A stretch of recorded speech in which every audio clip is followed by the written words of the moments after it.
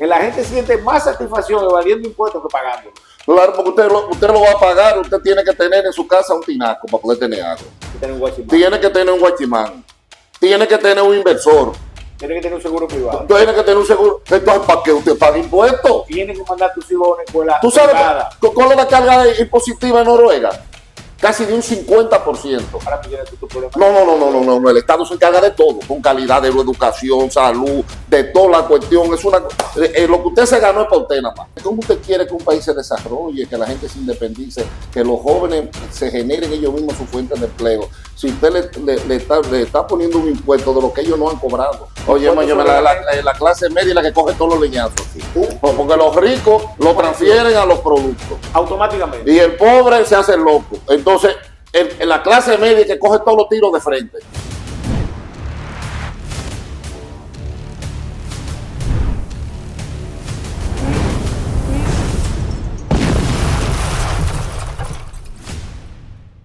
Buenas.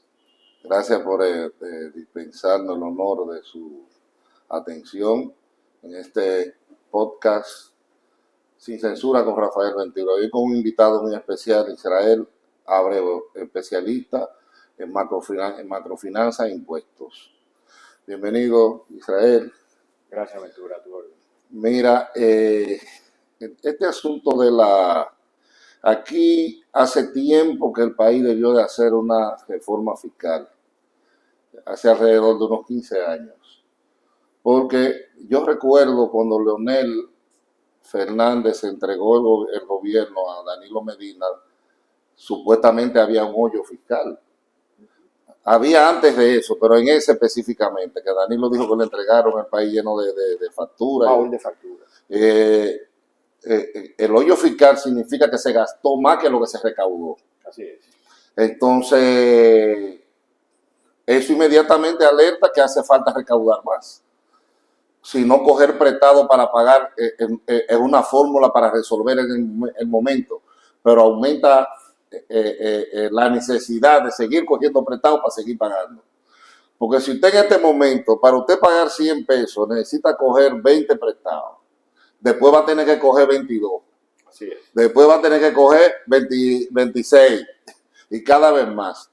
¿Es así o no es así, Israel? Así es. Mira, en el año 2012, a la sazón recién instalado el gobierno de Danilo Medina, se aprobó la Estrategia Nacional de Desarrollo, que en su artículo 34 establecía la posibilidad de que en República Dominicana se realizara un pacto fiscal. Un pacto fiscal. Un pacto fiscal. Que todas las partes llegaran a un acuerdo. Así es. Todos los actores sociales de República Dominicana nos juntásemos y nos pusiéramos de acuerdo al respecto de aumentar los impuestos o aumentar las recaudaciones y al mismo tiempo entonces que se revisaran las políticas fiscales del gobierno en relación a en cómo gasta el dinero y la calidad del gasto, ¿verdad? Entonces, eso suponía realizarse inmediatamente 3 años después de la aprobación de la Estrategia Nacional de Desarrollo, que es la Ley 01-2012. Entonces, se le aprobó al mismo tiempo, entonces, al gobierno de Danilo Medina, una reforma de carácter tributario que se le amplió la base y se aumentaron porcentajes. Se aumentó el impuesto sobre la renta a un 30%, luego se fue desmontando hasta llegar a un 27%, se aumentaron algunos productos, se pasó de un ITEVIS de un 12 a un 18%, y se le creó el impuesto, por ejemplo, al azúcar, se puso el ITEVIS, que ha ido aumentando poco a poco, y a otros productos de la canasta básica familiar. Sin embargo, quedó pendiente la reforma de la política fiscal, ¿no? El establecimiento de las normas que suponían que se revisara la calidad del gasto público, al tiempo de que se suponía reducir la evasión, crear los mecanismos legales para reducir la elusión, que sabemos que son esos baches, esos vacíos legales de los cuales los empresarios se aprovechan para beneficiarse económicamente, y finalmente entonces ver cómo reducíamos la informalidad partiendo del efecto del efecto negativo que causa en las recaudaciones. Ese era el planteamiento de la Estrategia Nacional de Desarrollo, que suponía revisarse en los próximos 3 años. 2015, Danilo Medina seguía siendo presidente. Sin embargo, como tú bien dices, pasaron esos 3 años, pasaron 9 años más, estamos hablando del 2015 al 2024. Sí, lo que pasa es que el presidente que se quiere reelegir es muy difícil que haga una reforma profunda, porque eso le tiene un costo político. En ese momento también creo que se crearon impuestos transitorios y exenciones. Así es. Que finalmente concluyeron siendo definitivas, tanto las exenciones como esos impuestos. No, y las exenciones, uno tremendo, por ejemplo, el combustible en algunas empresas, un tremendo negocio paralelo al que esas empresas tenían. Que además le crearon muchísimas distorsiones y en el mercado. Claro que claro. Sí. Entonces, ¿qué resulta de todo esto? Como tú bien estableces, la situación desde el punto de vista financiero que tiene el Estado dominicano, ¿verdad? Es sumamente crítico. ¿A partir de qué? A partir de que en los últimos 24 años, aquí incluyo los 4 años de Hipólito Mejía, los 8 de Leonel, los 8 de Danilo y estos 4 de Luis Abinader, que han sido catastróficos también. Entonces, la sumatoria de los déficits acumulados de los últimos 24 años es lo que nos tiene en esta situación. Yo no sé si tú recuerdas, Ventura, que Hipólito Mejía se mofaba de las deudas que él adquiría, porque él pensaba que no iba a estar vivo para el 2024. Diría yo, porque él decía, no, eso no lo voy a pagar yo. Así mismo lo puso. Bueno, el personaje que es Hipólito Mejía. Entonces, en ese orden, Ventura, ahora quieren que nosotros los dominicanos paguemos esos platos rotos. O sea, te decían que la deuda vieja no se pagaba y que la nueva la dejaran poner vieja. Esa era una frase. Pero resulta que el modelo cambió. Ahora sí hay que pagarla. Y hay que estar al día con los compromisos internacionales, porque si no, te cierras las puertas, Entonces, ¿qué pasa con todo este déficit? ¿Verdad? Que nos lo quieren enrostrar ahora los dominicanos. Nos lo enrostran y además nos dicen evasores descaradamente. Entonces, han pasado un sinnúmero de técnicos por las entidades recaudatorias, me refiero a la DGI y a la Dirección General de Aduana. Han pasado varios gobiernos que no han permitido que les revisen en qué gasten sus recursos, porque someterse a una reforma de carácter fiscal y a una revisión de políticas fiscales seria implica tú decirle a la gente en qué voy a gastar mi dinero, o el dinero, cuando digo mi dinero, el mío, el que yo tributo, ¿verdad? Es a ese que me refiero, al suyo, al que nos está viendo. Y si aquí vamos a hacer algo serio, que perdure en el tiempo, vamos a tener que, o tiene que llegar un momento que analicemos si es necesario el tamaño del Estado. El tamaño del Estado, el tamaño de los compromisos económicos del gobierno, de todas las secretarías que tiene, de todos los senadores, de todos los diputados, si eso es necesario, el gasto en todo eso, y qué nos beneficia, qué nos rinde eso a los dominicanos, ese gasto. Porque si nada más es generar empleo, es un gasto totalmente chatarra, que no genera progreso. Porque los países nórdicos se desarrollaron porque se reunieron todas las fuerzas y decidieron hacia dónde ellos querían caminar. Ese es el para qué. ¿Para qué queremos una reforma? Ahora, como tú bien dices, las reformas te crean dos conflictos. El primero es que tú tienes que decirle a la gente en qué voy a gastar los cuartos. No quiero decir, ni tampoco me quiero comprometer desde el punto de vista de una legislación de política fiscal que trascienda a los gobiernos. ¿Me hago entender? Que sea una política de Estado, que las políticas fiscales serias sean políticas de Estado que trasciendan, no importa quién venga. Sea obligatorio cumplir con eso, con parámetros que inclusive desde el punto de vista privado están establecidos. Estamos hablando de rentabilidad, de cuál es el promedio que permite que un Estado sea eficiente desde el punto de vista de su mano de obra, del trabajo, porque no es que estamos puestos a que se genere empleo ahora. Tú tienes que tener empleo productivo. Si el Estado produjera algún tipo de riqueza, bueno, pues perfecto. Pero no para el Instituto de la Aguja, explícame. Pero para tú nombrarme 89,000 nuevos empleos, que todo el mundo está consciente que son 89,000 nuevas botellas solamente en el 2023. Tú sabes, es cuesta arriba para entonces pedirnos que lo paguemos los dominicanos. Eso no es posible. Entonces, ¿qué resulta, Ventura? Que nadie quiso hacer esa revisión. Al tiempo de que los incumbentes, los técnicos que suponían mejorar la recaudación, ¿verdad?, reduciendo la evasión fiscal, la elusión y la informalidad, al día de hoy, lo único que pueden exigir su falta de eficiencia, ¿verdad?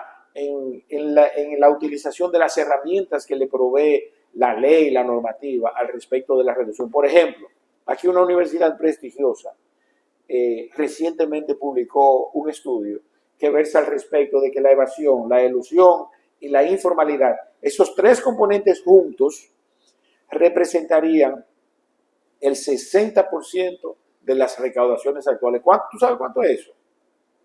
En promedio se recaudaron el año pasado 1.200.000 millones de pesos. Estamos hablando que eso serían alrededor de 600.000 millones de pesos. Eso es alrededor de un 6% del PIB. Y el gobierno no tiene aspiraciones de conseguir más dinero. Imagínate que nosotros lográramos colocar un técnico en la Dirección General de Impuestos Internos y en la Dirección General de Aduana que redujera la evasión, que controlara la ilusión, porque la ilusión se controla a través de leyes. Para eso yo entiendo que se debe legislar, ¿verdad? Tapar todos esos baches legales que permiten que los empresarios se beneficien de ellos y paguen menos impuestos, ¿verdad? Y poder reducir la evasión, la ilusión. Y que obviamente frente al Ministerio de Industria, Comercio y MIPYME, porque yo estoy seguro que yo te hablo del Ministerio de Industria y Comercio y a ti te llega a la mente gasolina, ¿verdad que sí? Pues no. Parte del trabajo que debe hacer el Ministerio de Industria, Comercio y MIPYME es promover y fomentar la microempresa, la pequeña empresa, la mediana empresa y las industrias inclusive, darle un seguimiento, un apoyo constante. Pero la gente lo que ve en el Ministerio de Industria y Comercio es un enemigo, además de un gran hablador. No es que el Estado a veces se comporta como enemigo, por ejemplo, del emprendurismo, la micro y pequeña empresa sobre todo. El impuesto el anticipo es un lastre que los condena a desaparecer antes de empezar. Le corta las alas. Totalmente, o sea, ¿y cómo usted quiere que un país se desarrolle, que la gente se independice, que los jóvenes se generen ellos mismos su fuente de empleo? Si usted le está poniendo un impuesto de lo que ellos no han cobrado. Así es, y no han ganado tampoco. De lo que ellos no han cobrado ni han ganado, eso usted lo está condenando. Pero además todas esas pequeñas empresas, por ejemplo, que se formaron cuando se abrió de que todo el mundo podía suplirle al Estado, mucha gente hizo cocina para suplir desayuno y comida escolar, pero gente que cogió 3 millones, hizo una cocina, pero entonces duran 6 meses para pagarle. Pero ellos han tenido que pagar todos los impuestos de lo que facturaron. Sin cobrar. Sin cobrarlo. Usted lo está condenando totalmente a la quiebra. Es que el Estado tiene que escuchar, el Estado tiene que ser más compasivo. Pero el gobierno, porque el Estado es la institución, el gobierno, sí, Luis Abinader. O los gobiernos tienen que ser más compasivos, porque eso al final le deja más pérdida al Estado que lo que le están cobrando de impuestos. Entonces, cuando esa pequeña empresa quiebra, usted está tirando gente a la calle y no va a pagar impuestos. Y además, agrégale a eso que todo el que quiebra también queda marcado en la DGI, porque no es por gusto que se va, que se queda con una deuda. No puede dar su cédula en lo adelante. Y cuando viene la misma DGI, cuando él quiere emprender nuevamente, no le da comprobantes fiscales, para que tú tengas una idea, porque así que funciona el sistema. ¿Tú sabes por qué la tensión en el voto exterior? Porque no le buscan como, yo no entiendo. Cada vez votan menos los dominicanos en el exterior y son los que más aportan con las remesas. Porque este país se mantuvo en pandemia por las remesas. Y se está manteniendo. Son los grandes aportadores, pero no reciben en la medida que aportan.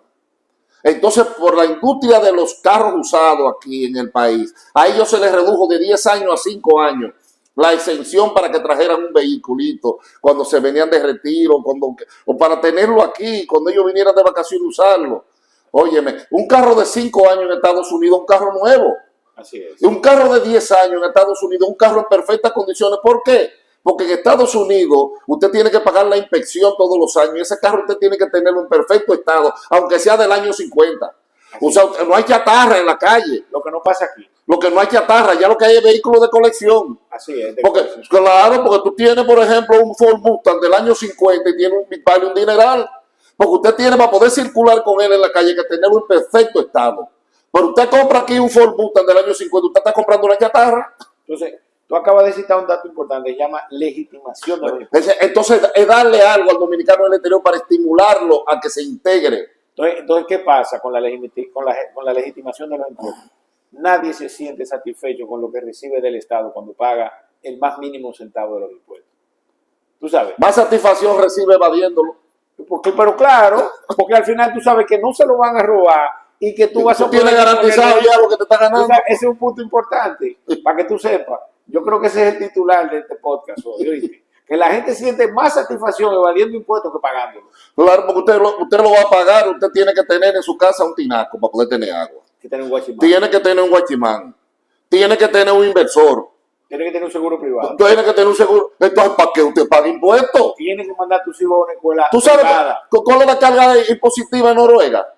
Casi de un 50%. Ahora tú tienes tu problema. No. El Estado se encarga de todo, con calidad de educación, salud, de toda la cuestión. Es una, lo que usted se ganó es para usted nada más. Ahora, ¿por qué no copian esos modelos en donde el ciudadano entiende que sus impuestos están legitimados, que tiene una retribución al respecto de los impuestos? Eso es lo que no quiere, con eso es que no se quiere comprometer ningún político. Y te voy a decir algo, la gente... No, porque tú crees que cuando se comprometan con eso van a poder financiar la campaña con el dinero del pueblo.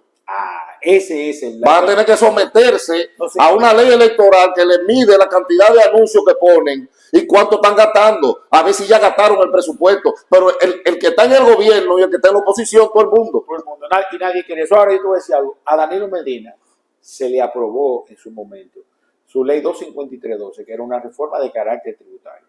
Se supone que 3 años después, porque es la irresponsabilidad de 4 presidentes, 24 años, yo no lo quiero circunscribir nada más. Sí, ser lo más objetivo posible. Exactamente, no lo quiero circunscribir. Entonces, esos 24 años de mala administración de las finanzas públicas ha provocado. Entonces, del estudio que te hablé hace un momento, dice, ¿verdad? Que si tú reduces la evasión, la elusión y la informalidad en un 50%, tú tienes 300 mil millones de pesos. Que eso es suficiente. Entonces tú no tienes que Hacer nada. crear nuevos impuestos. Ahora yo te voy a hacer una pregunta. ¿Tú crees que Luis Abinader sea capaz de ponerle un impuesto, un ITEVI, aunque sea de un porcentaje menor al cemento o al bloque o a la varilla? Profesor, dígame usted.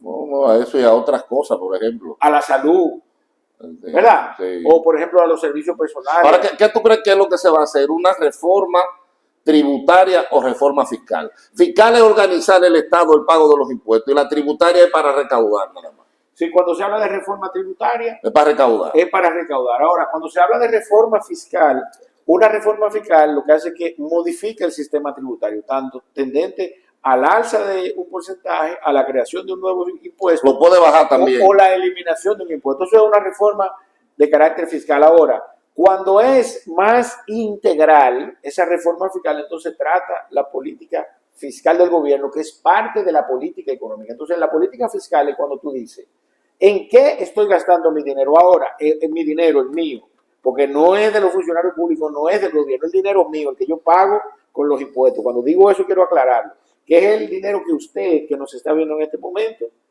está pagando cada vez que usted hace una compra, cada vez que un ciudadano, por más humilde que sea, le pone una tarjetita de 100 pesos a su teléfono, está pagando 30 pesos de impuestos, un 2% de CDT, ¿verdad? Un 10% de selectivo al consumo, oye esa vaina, selectivo al consumo, y un 18% de ITV. Entonces, eso es importante que usted lo sepa. Tiene más de impuestos que lo que se gana la telefónica. El limpiabota, el frutero de la esquina, cuando pone una tarjetita de 100 pesos, está pagando el 30% de ITV. Entonces, de impuestos. Ahora, ¿qué resulta de eso? Que en ese proceso de política fiscal, y aquí voy a hacer una comparación con lo que más se parece al Estado, que es una familia. Si en una familia el comportamiento de quien administra, ya sea el hombre o la mujer, es irresponsable, ¿verdad? Resulta que llegar a final de mes va a ser sumamente difícil.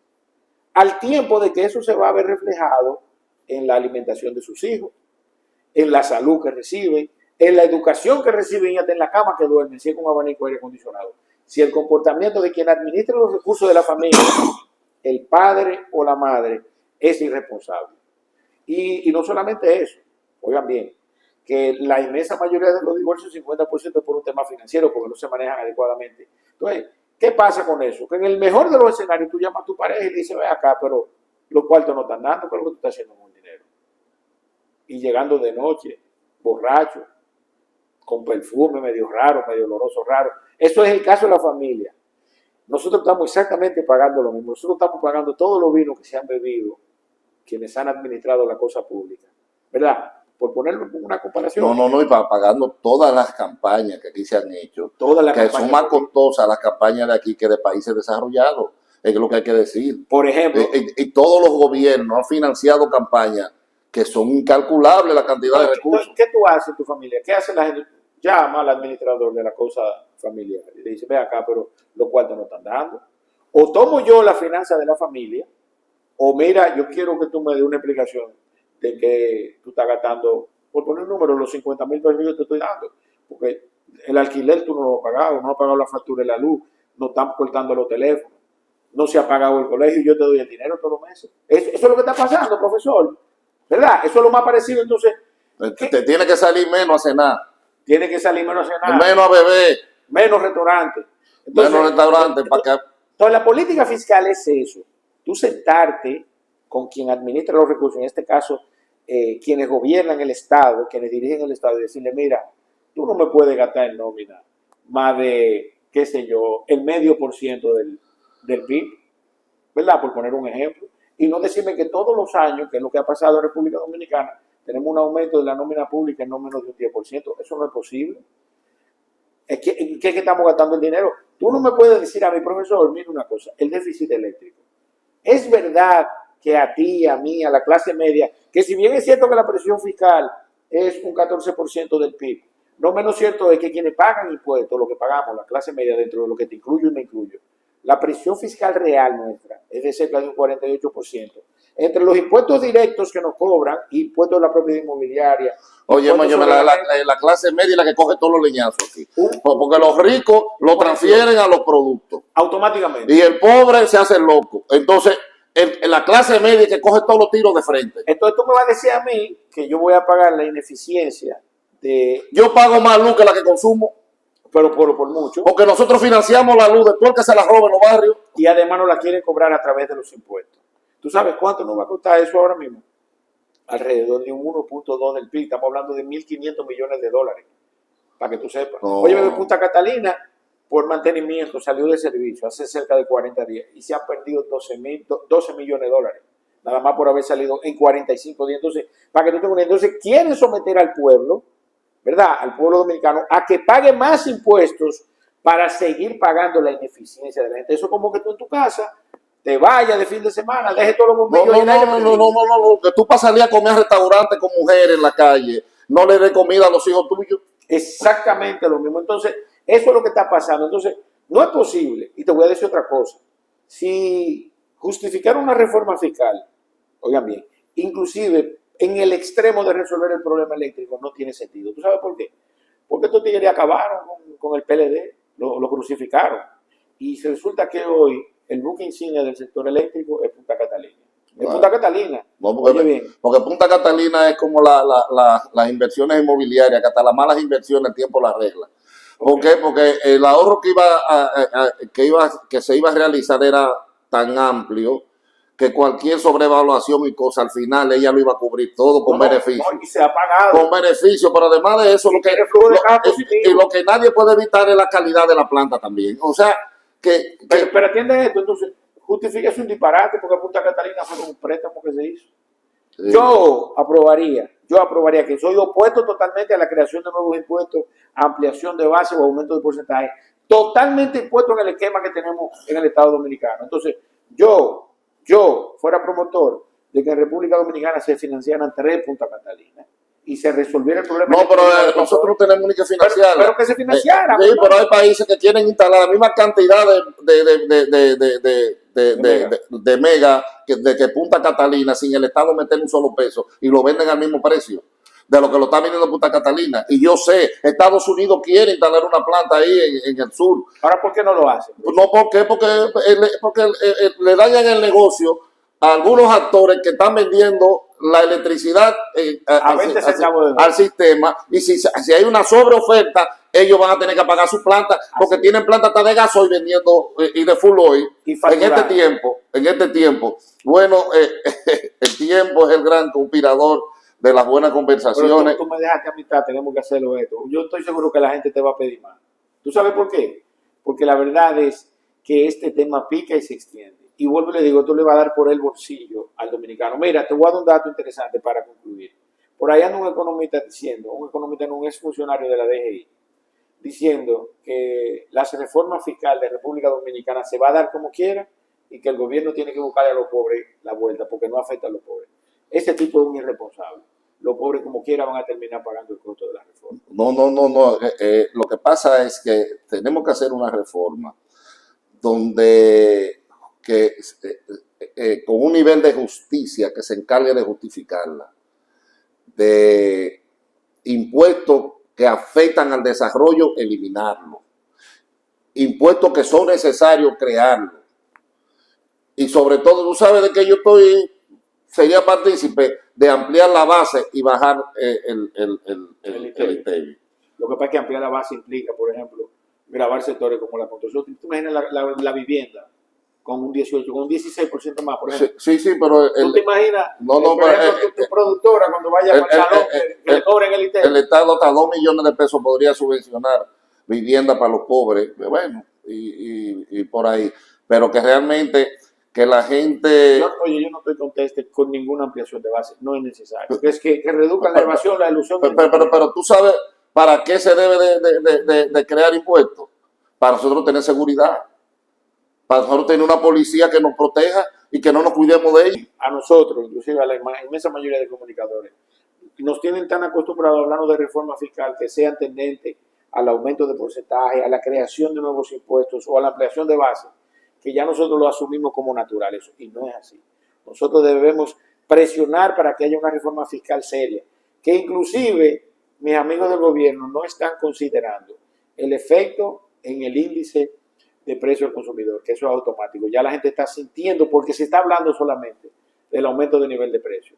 No se está considerando la competitividad internacional desde el punto de vista macroeconómico y localmente también, cómo eso afecta al capital. Tú sabes, si bien es cierto que queremos grabar a los ricos, no menos cierto es que esos ricos pueden sacar su cuarto de aquí en cualquier momento y pueden crear una situación. Sí, y que no sea una reforma fiscal para perpetuar a los pobres en la pobreza. Así es. Que estimule el desarrollo y el emprendedurismo.